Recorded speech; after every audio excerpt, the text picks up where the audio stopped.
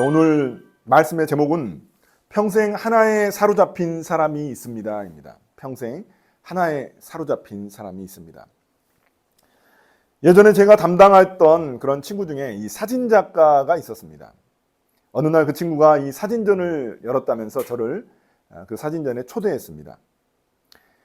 꽤 유명한 그래도 이 중앙대 사진학과를 나와서 저도 내심 기대하고 있었습니다. 그런데 그의 사진을 보니 굉장히 어리둥절해졌습니다. 왜냐하면 그의 사진은 훌륭한 인물 사진이나 풍경 사진이 아니었습니다.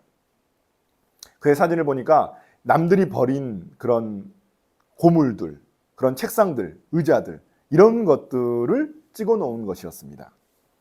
흑백 사진으로 찍어 놨었는데 굉장히 특이했습니다. 그래서 제가 왜 이런 쓰레기 같은 것을 찍었느냐라고 물었습니다.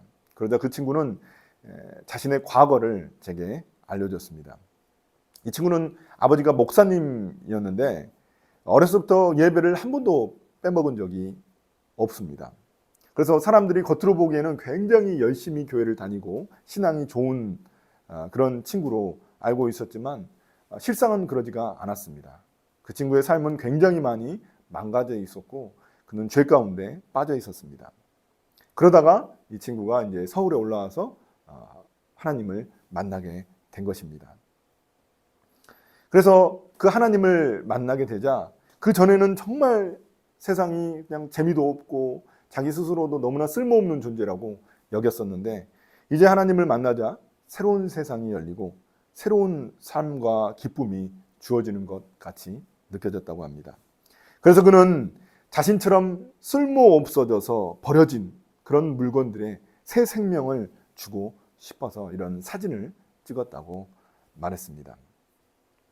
만약 환경미화원 아저씨가 그것들을 다 가져갔더라면 그냥 버려질 쓰레기였을 텐데 그 친구 손에 붙들려서 그 쓰레기가 작품이 된 것입니다. 저는 이 이야기를 듣고 참 많은 감동을 받았습니다. 오늘 우리가 볼 말씀에서도 이야기에서도 누군가의 손에 붙들려 삶이 변화된 한 사람이 등장합니다. 그럼 과연 우리는 어떻게 변화될 수 있는지 알아볼 수 있는 시간이 되기를 바랍니다. 첫째, 인생에 있어 중요한 것은 시계보다는 나침판입니다. 1, 2절에 보시면 사울은 여전히 주님의 제자들을 위협하면서 살기를 띠고 있었다. 그는 대제사장에게 가서 다마스쿠스에 있는 여러 회당으로 보내는 편지를 써달라고 하였다. 그는 그 도를 믿는 사람들은 남자나 여자나 가리지 않고 닥치는 대로 묶어서 예루살렘으로 끌고 오려는 것이었다. 여기서 등장하는 사울이라는 인물은 이 사울은 유대식 이름이고 우리에게 잘 알려진 바울이라는 이름은 로마식 이름입니다. 하나님을 만나고 나서 예수님을 만나고 나서 사울이 바울로 변한 것이 아니라 이름이 로마식 이름과 또 유대식 이름이 다른 것입니다. 그는 가말리엘이라는 당대 최고의 율법학자의 제자였습니다. 그러니까 우리로 따지면은 약간 이제 서울대 박사를 졸업한 그런 사람 정도라고 볼 수 있습니다. 또한 사울은 로마 시민입니다. 유대인이자 로마 시민이 되는 것이 굉장히 쉽지 않습니다. 유대인은 유대인이고 로마 시민은 로마 시민인데 유대인이 로마 시민이 되려면 굉장히 어떤 혁혁한 공을 세워야만 합니다. 아마도 아버지나 그 할아버지든 누군가에 의해서 어떤 공을 세운 것 같습니다. 그래서 그가 이제는 유대인이지만 로마 시민이 될 수 있었습니다. 로마 시민이 되면은 굉장히 많은 특권이 주어집니다. 그 당시에 로마 시민은 굉장히 우월한 어떤 민족이었거든요. 그래서 그렇게 많은 특권이 주어졌습니다. 마치 지금의 미국 시민권, 그것보다 훨씬 더 좋은 그런 특혜를 누릴 수 있는 그런 시민권이었습니다. 그래서 어떻게 보면은 사울은 어느 누구보다도 앞서가 있는 그런 인물이라고 말할 수 있습니다. 엘리트 중에 엘리트라고 말할 수 있습니다. 최상위 계층이었죠. 그는 인생을 굉장히 참 열심히 살아온 그런 사람입니다. 자신에게 주어진 혜택들을 최대한 활용해서 정말 자신이 누릴 수 있는 것들을 많이 누리면서 엘리트 계층에 오른 그런 사람입니다. 그러나 그의 문제는 잘못된 방향으로 가고 있었다는 것입니다. 아니, 잘못된 방향으로 자기가 스스로 가고 있다는 것을 깨닫지 못하고 있다는 것입니다. 그는 하나님을 열렬히 믿었지만 예수님이 하나님이시라는 사실을 깨닫지 못했습니다. 그는 굉장히 율법의 전문가였거든요. 그 당시 율법이라는 것은 구약 성경을 의미하는데 그 구약 성경에 굉장히 능통한 사람이었는데도 불구하고 예수님이 하나님이시라는 사실을 깨닫지 못했습니다. 그에게 예수님은 그냥 신성 모독을 저질러 가지고 십자가에서 죽은 저주받은 인간, 저주받은 존재로 여겼던 것입니다. 그리고 자신이 메시아라고 말하는 그런 거짓 메시아 사상을 퍼뜨리고 다니는 그런 사람으로 여겼던 것입니다. 그래서 그는 예수님을 따르는 그런 무리들을, 그런 예수님의 제자들을 어떻게든 죽이려고 혈안이 되어 있었습니다. 1절에 보시면 예수님 믿는 사람들을 위협하며 살기를 띠고 있었다고 말합니다. 그는 자신의 종교인 유대교를 지키고 그 율법을 지키는 일에 자신 최선을 다해서 열심히 그렇게 일을 했던 사람입니다. 2절에 보면은 그가 얼마나 이 일에, 예수님의 제자들을 제거하는 일에 열심이었는지, 열성적이었는지 알 수 있습니다. 예루살렘에 있는 그 대제사장의 허가증을 받아가지고 다마스쿠스로 향해 갑니다. 200km가 넘는 그 땅을 이렇게 걸어가는 겁니다. 그 당시에는 뭐 걸어서 가야 되는데 얼마나 힘든 여정입니까? 그럼에도 불구하고 어떻게든 그 예수님 믿는 무리들을 제거하기 위해서 그 땅까지 향하고 있는 것입니다. 이처럼 그의 소신과 신념에 대한 그런 열심은 타의 추종을 불허합니다. 그러나 그는 잘못된 방향으로 가고 있을 뿐입니다. 흔히들 우리의 인생을 광야에 비유하곤 합니다. 광야처럼 우리의 인생도 외로운 곳이고 또 변화무쌍한 그런 불확실한 곳입니다. 내가 어디쯤 서 있는지 참 알기 힘든 황량한 곳입니다. 이런 광야에서 필요한 것이 무엇일까요? 영화나 이런 유튜브를 보면은 광야에서 정말 이런 사막에서 필요한 것, 그것이 무엇일까요? 시간을 아는 것보다 중요한 것은 방향을 아는 것입니다. 방향을 알아야 살아남을 수 있습니다. 그래서 광야에서는 시계보다 중요한 게 바로 나침판입니다. 광야 같은 우리의 인생도 마찬가지입니다. 속도보다 방향이 훨씬 더 중요합니다. 이 말은 우리가 흔히 듣는 말이죠. 속도보다 방향이 중요하다. 너무나 흔하게 들을 수 있는 말이지만 곱씹어 봐야 하는 그런 진리가 아닐 수 없습니다. 어떻게든 빨리 무엇인가를 이루고 싶어하는 그런 젊은 시절에는 더더욱 그렇습니다. 빨리 뭔가를 이루고 싶어하는 그런 마음이 있잖아요. 젊은 시절에는. 탈무드에 이런 이야기가 있습니다. 한 나그네가 길을 가는데 마차를 만납니다. 너무나 다리가 아파서 태워달라고 부탁합니다. 마부는 기꺼이 그를 태워줍니다. 나그네가 마부에게 묻습니다. 예루살렘까지 여기서 얼마나 먼가요? 마부가 대답합니다. 이 정도 속도라면 30분 정도 걸리지요. 나그네는 고맙다는 인사를 하고 잠시 피곤해가지고 잠이 들었다가 깨어보니까 한 30분 정도가 지났습니다. 그는 이제 예루살렘에 다 왔나요? 하고 마부에게 묻습니다. 그러자 마부는 여기서 1시간 거리입니다 라고 대답합니다. 화가 난 그는 아니 아까 30분이라고 했는데 지금 벌써 30분 지나갔잖아요. 이렇게 말합니다. 그러자 마부가 대답합니다. 이 마차는 반대 방향으로 가는 마차인데요. 무슨 의미인지 아시겠죠? 운 좋게 마차를 얻어 탔지만 방향을 잘못 잡아 결국 더 멀어지고 말았습니다. 우리 인생에 있어서도 방향이 굉장히 중요합니다. 방향을 잘못 잡으면 다시 돌아오는데 너무나 많은 시간이 걸리기 때문이죠. 우리가 살아가는 현대사회는 어떻습니까? 사람들이 중요하게 여기는 가치는 효율성과 성과입니다. 무엇이든지 시간이 걸리고 기다리게 하고 지루하게 하는 것은 참기 힘들어합니다. 설교도 길면은 참기 힘들죠. 그리고 성과를 내지 않으면 자신이 무능해지고 도태될 것 같은 그런 두려움을 갖고 있습니다. 이런 효율성과 성과라는 가치가 우대받는 세상 속에서 우리 역시 이런 속도의 유혹에 빠지기 쉽습니다. 어떻게든 빨리 일만 되면 되고 성공하기만 하면 된다고 생각합니다. 다른 사람들이 다 이런 가치를 추구하는 방향으로 가니까 나도 그냥 따라가기 마련입니다. 그래서 사람들은 돈에 질주하고 권력에 질주하고 쾌락에 질주합니다. 방향을 잃어버린 채 맹목적인 열심만 남아 스스로를 경주마처럼 채찍질합니다. 스스로를 채찍질하는 그런 자기 학대의 시대에 사회에 살고 있는 것만 같습니다. 결국 내가 제대로 된 방향으로 가고 있는지 스스로 생각해 보지 않았기 때문입니다. 과연 우리는 무엇에 질주하고 있습니까? 그리고 그것이 과연 옳은 방향이라고 100% 확실하게 이야기할 수 있을까요? 우리는 어떻게 하면 잘못된 방향으로 가고 있다는 사실을 깨달을 수 있을까요? 둘째, 눈과 귀가 열리면 깨닫게 됩니다. 3절부터 6절인데요. 사울이 길을 가다가 다마스쿠스 가까이에 이르렀을 때 갑자기 하늘에서 환한 빛이 그를 둘러 비추었다. 그는 땅에 엎어졌다. 그리고 그는 사울아 사울아 네가 왜 나를 핍박하느냐 하는 음성을 들었다. 그래서 그가 주님 누구십니까 하고 물으니 나는 네가 핍박하는 예수다. 일어나서 성 안으로 들어가거라. 네가 해야 할 일을 일러줄 사람이 있을 것이다 하는 음성이 들려왔다. 한번 사진을 보십시오. 이 사진을 보시면 이게 바로 오늘 말씀의 이야기를 그림으로 잘 표현한 그런 명화입니다.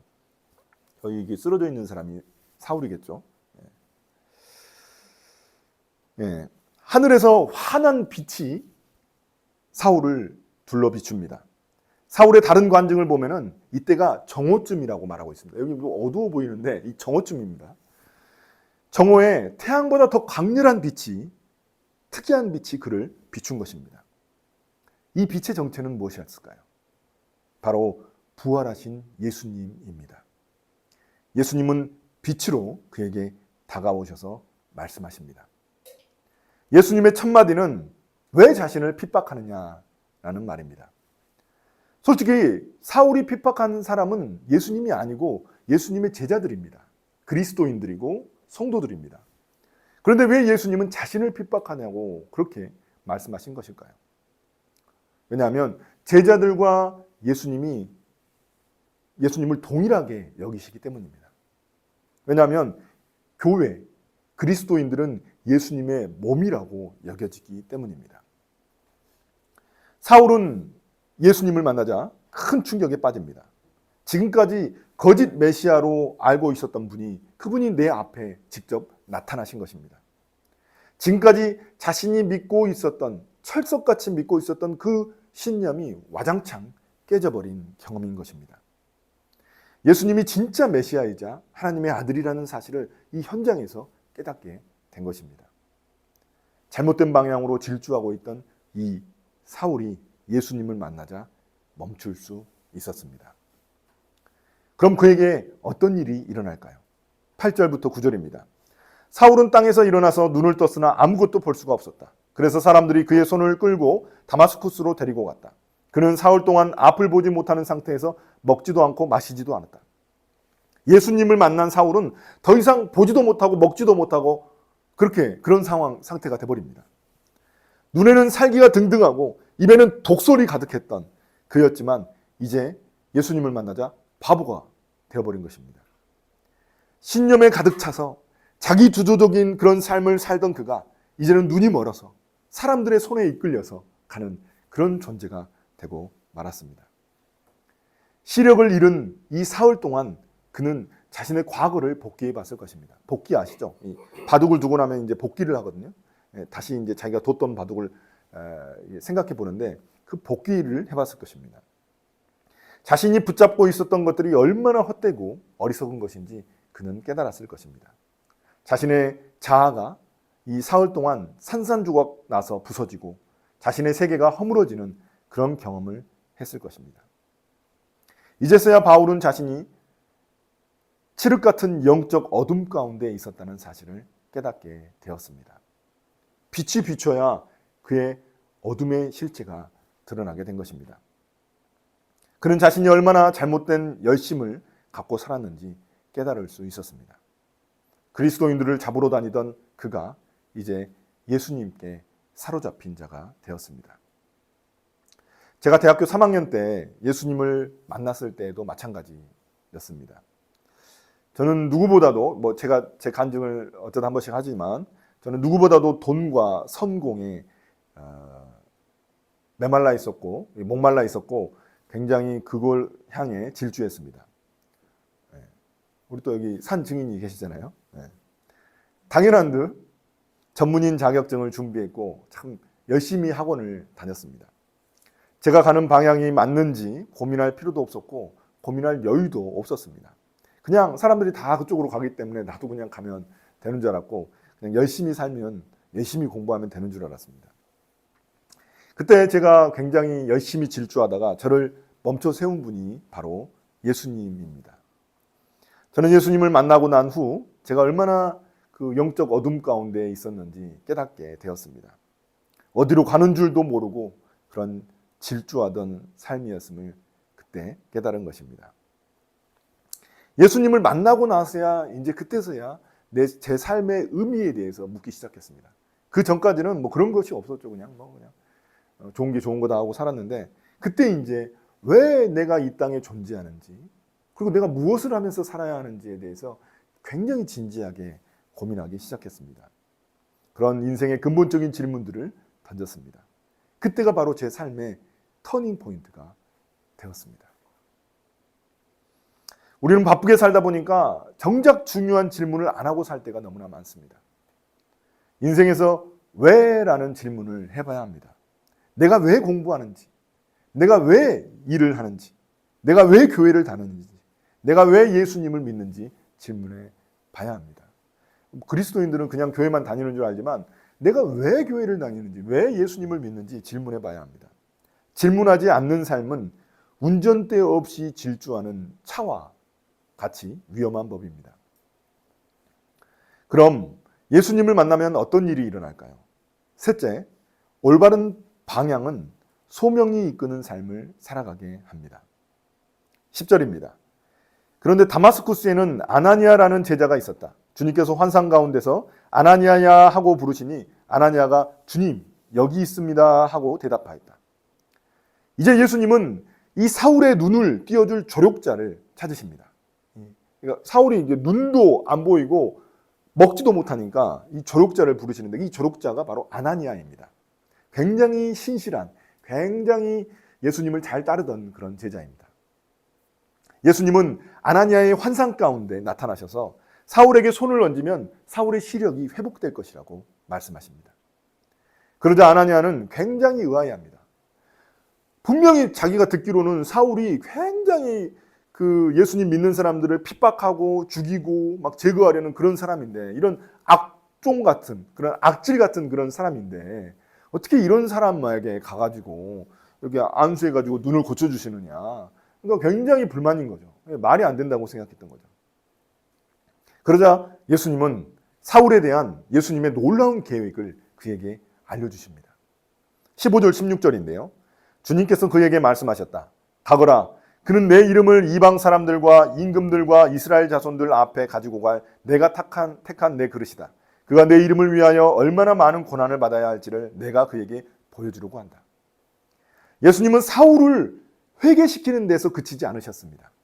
그에게 사명을 맡기시고 그에게 예수님을 전하는 그릇이 되게 하십니다. 예수님을 전하는 그런 도구가 되게 하십니다. 예수님을 만나자 이제 그는 예수님의 소유가 되었습니다.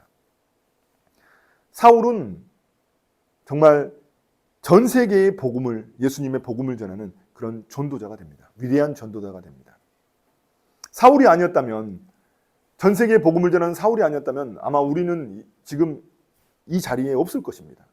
그가 있었기 때문에, 그가 복음을 전했기 때문에 우리가 이 자리에 있는 것입니다.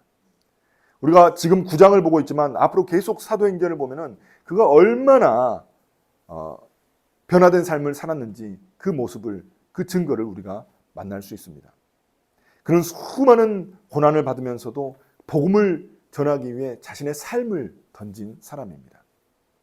한평생 한 목표만을 위해 한 길만 걷다 한 사람을 위해 죽은 사람이 바로 사울, 바울입니다. 이처럼 예수님을 만난다는 것은 단순히 구원받아 천국 가는 데서 그치는 게 아닙니다. 예수님 만나면 천국 갈 수 있어요. 그럼 이 땅은 어떻게 되는 거죠? 그럼 이 땅에서는 어떻게 살아야 되는 거예요? 그건 말 안 해주지 않고 예수님 믿으면 천국 간다고만 이야기해 주니까 그럼 뭐 나중에 믿지 이렇게 생각하는 거죠. 그렇지만 예수님을 믿으면 새로운 인생을 살아가게 됩니다. 새로운 삶의 목표를 가지고 이 땅을 살아가게 됩니다.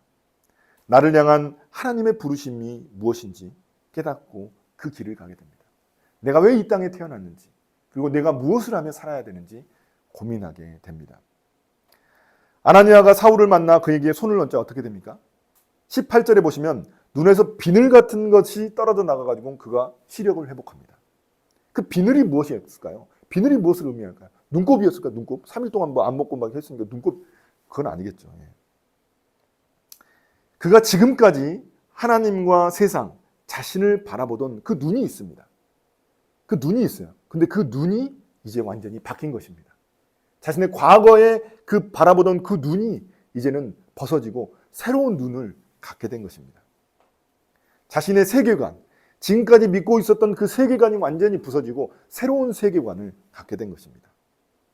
우리는 어떤 안경을 쓰고 세상을 바라보느냐에 따라서 우리의 태도가 달라집니다. 이제 오늘 말씀을 마무리하겠습니다. 사랑하는 우리 닭가포 형제자매 여러분, 왜 하나님은 사울 같은 사람을 쓰셨을까요? 사울같이 이렇게 막 그리스도인들을 핍박하고 죽이고 막 이런 사람을 왜 쓰셨을까요? 다른 사람 많잖아요. 사울 말고도 많잖아요. 근데 왜 훌륭한 사람들 놔두고 왜 사울을 이 위대한 전도자로 쓰셨을까요? 전 세계에서 위대한 전도자는 바울입니다. 성경을 13권 이상 썼고 그가 아니었다면 우리는 복음을 들을 수가 없었습니다. 왜 그랬을까요? 왜냐하면 그가 크나큰 죄인이었기 때문입니다. 크나큰 죄인이었기 때문에. 놀랍게도 역설적이게도 그가 크나큰 죄인이었기 때문에 그는 하나님의 은혜가 얼마나 크고 위대한지 깨달을 수 있었던 것입니다. 나의 죄악의 깊이가 깊으면 깊을수록 그것을 깊이 깨달으면 깨달을수록 하나님의 사랑도 더 커집니다. 사울은 예수님을 믿는 자들을 핍박하는 자였습니다. 그는 예수님에게서 가장 멀리 떨어진 자라고 말할 수 있습니다. 구원에서 가장 멀리 떨어진 자고 예수님에게서 가장 멀리 떨어진 자였죠. 그러나 예수님은 그를 찾아오셔서 그를 자신의 일꾼으로 삼으셨습니다. 부활하신 예수님의 증인으로 삼으셨습니다. 하나님의 그 크신 사랑을 깨달았기 때문에 그는 단 한 가지 목표를 향해 자신의 인생을 걸었습니다. 바로 예수님의 이름을 증거하는 일입니다. 한평생 한 목표만을 위해 한 길을 걷다 한 사람을 위해 죽는 사람이 얼마나 있을까요? 얼마나 위대한 이름입니까? 저는 하나님이 우리를 부르신 것도 여러 가지를 위해서 부르신 것이 아니라 한 목표를 위해서 한 사람을 위해서 우리를 부르셨다고 믿습니다. 저와 여러분이 이런 바울과 같이 한 길을 이 세상에서 걸어가다가 한 사람을 위해 죽을 수 있는 그런 우리가 다 되시기를 예수님의 이름으로 축복합니다. 아멘.